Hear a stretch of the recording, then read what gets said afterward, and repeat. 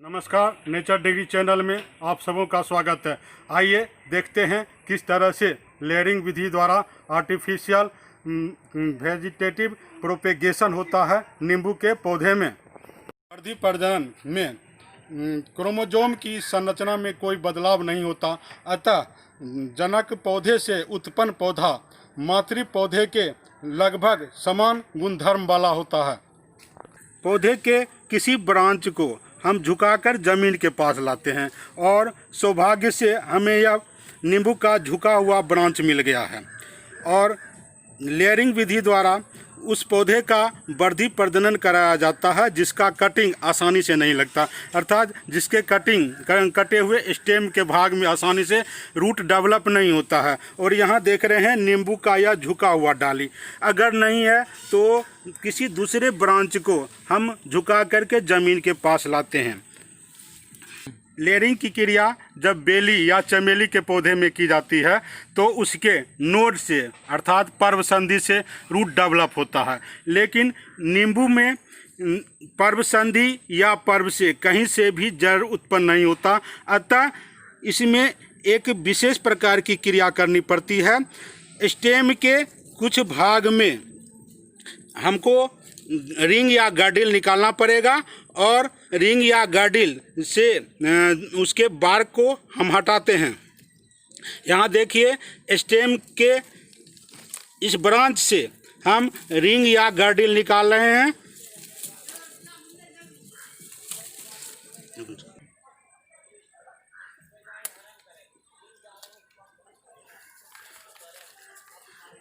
हमने इस ब्रांच के कुछ भाग से इसके बार्क या छाल को काट करके हटा दिया है और इसके ऊपर हम मिट्टी डालेंगे।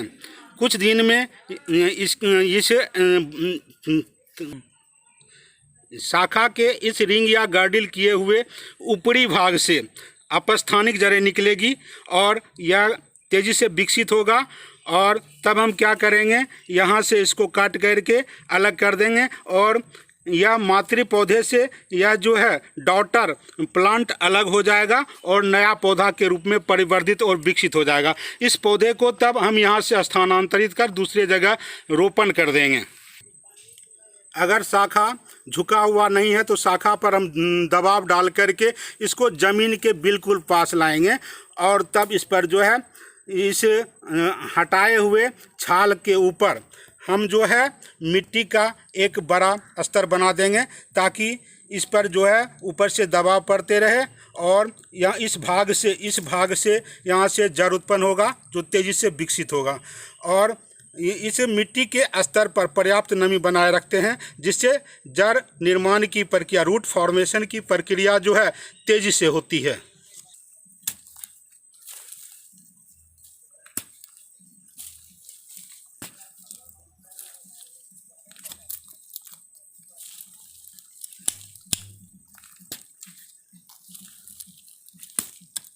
आप देख रहे हैं हमने जिस भाग का बार्क या छाल निकाला था उस भाग को मिट्टी से पूरी तरह ढक दिया है और अब यह जो है रूट फॉर्मेशन के लिए तैयार है।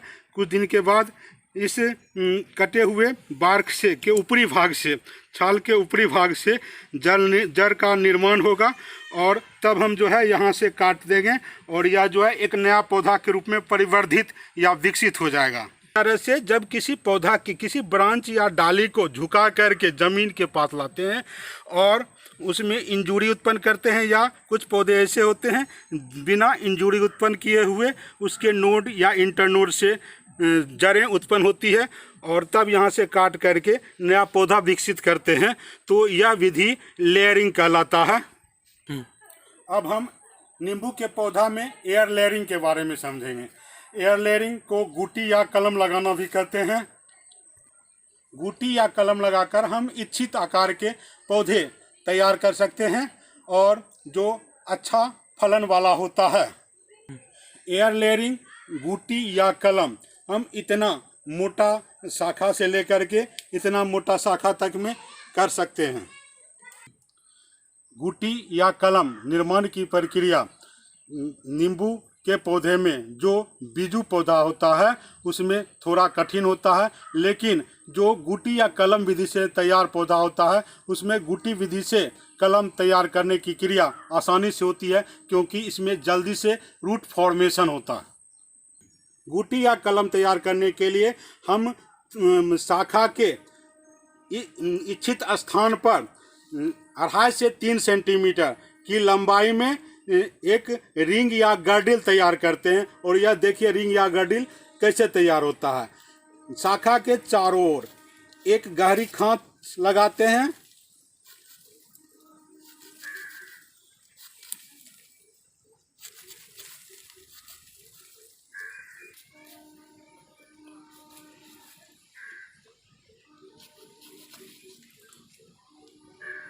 एक सर्कुलर खांच हमने ऊपर लगाया और दूसरा सर्कुलर खांच 3 सेंटीमीटर या 2.5 सेंटीमीटर की लंबाई में नीचे लगाया, और इसके बीच के बार की या छाल को हम छील करके निकाल लेते हैं, और यह ठीक उसी तरह से अलग हो जाता है जैसे दालचीनी का छिलका।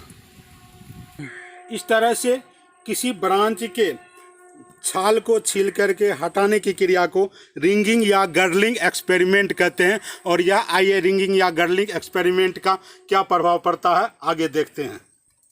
25 दिन पहले हमने इन 2 शाखाओं का रिंगिंग या गर्लिंग एक्सपेरिमेंट किया था, जिसका असर यह हुआ कि ऊपरी भाग जो है फूल करके थोड़ा सा स्थूलित हो गया है, मोटा हो गया। और ऐसा इसलिए होता है कि रिंगिंग या गर्लिंग एक्सपेरिमेंट में फ्लोएम टिश्यू को रिमूव कर दिया जाता है, जिससे ऊपर से नीचे खाद्य पदार्थ का ऑर्गेनिक फूड का ट्रांसलोकेशन नहीं होता है, और ऑक्जिन नामक हार्मोन जो ऊपर बनता है पत्तियों में, यहाँ आकर के रूट फॉर्मेशन की क्रिया को तेज कर देता है।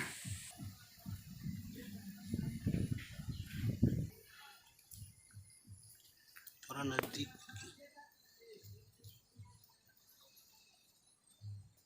अब हम रिंग या गर्डिल किए हुए लीची के ब्रांच को दिखा रहे हैं। देखिए किस तरह से इसका ऊपरी पोर्शन फूल करके मोटा हो गया, और यहाँ पर रूट फॉर्मेशन के लिए यह तैयार है। जब किसी शाखा का हम रिंग या गर्डिल काट करके निकाल लेते हैं, उसके छाल को छील देते हैं इतनी लंबाई में, तो इसका तो एक असर आप देख रहे हैं, ऊपरी भाग स्थूलित हो जाता है, फूल जाता है और रूट फॉर्मेशन के लिए तैयार हो जाता है। और निचले भाग में भोजन का सप्लाई चूँकि ऊपर से नहीं हो पाता, अतः नीचे के भाग से तेज़ी से नया ब्रांचेज उत्पन्न होने लगता है, ताकि निचले भाग को यह भोजन उपलब्ध करा सके। अब ऊपरी भाग को केंद्र मान करके इसके और चारों तरफ मिट्टी का एक स्तर बैठाते हैं, और इसके ऊपर पन्नी का एक लेयर इस तरह से लगा देते हैं,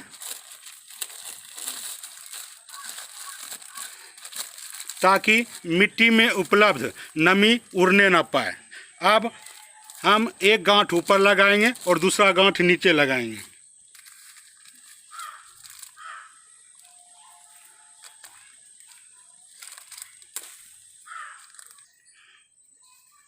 एक गांठ हम बीच में भी लगा देते हैं, और आप जानते हैं 3 का जोड़ जो है काफ़ी मजबूत होता है विज्ञान के दृष्टिकोण से। एक बार इस प्रक्रिया को फिर से हम देखेंगे। ऊपरी भाग जहाँ से कि जड़ों का निर्माण हो रहा है, उसके चारों ओर हम मिट्टी का घेरा बनाते हैं एज ए स्फीयर, गोला के रूप में।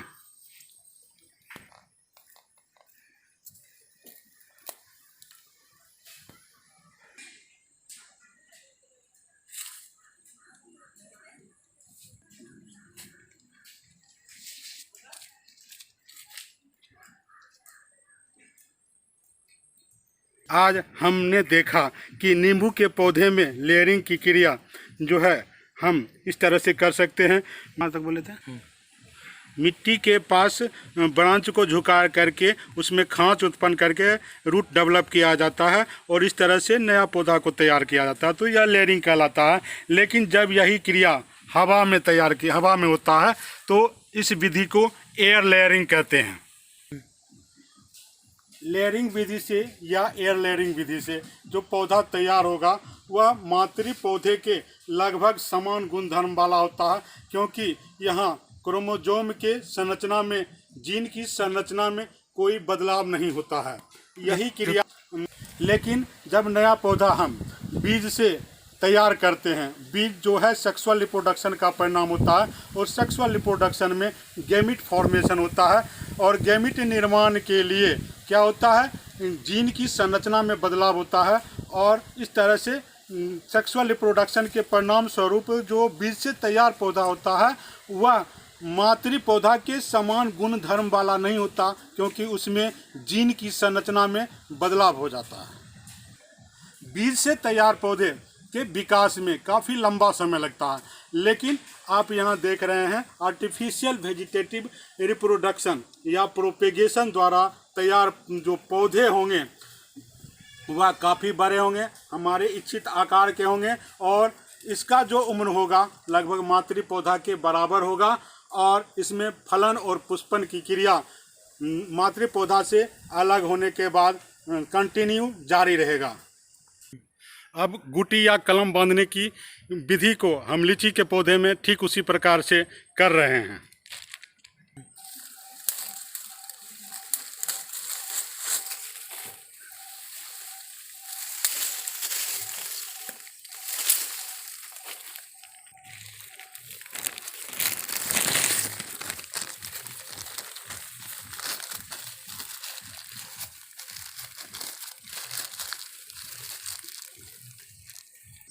इस तरह से हम लीची के पौधा में भी गुटी या कलम विधि का उपयोग करके नया पौधा प्राप्त कर सकते हैं।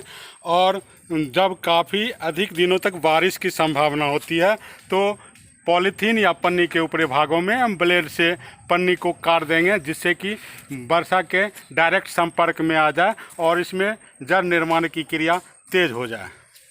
तो साथियों, आज आपने देखा लेयरिंग विधि से पौधे किस तरह से तैयार करते हैं, और इस तरह से आप पौधे तैयार कर सकते हैं अपने इच्छित आकार के, और उसको आप किसी अपने साथी को, अपने पसंद के व्यक्ति को गिफ्ट कर सकते हैं, अपने खेतों में लगा सकते हैं, या सेल करके काफ़ी अधिक मुनाफा कमा सकते हैं। धन्यवाद। मैं विवेकानंद चौरसिया।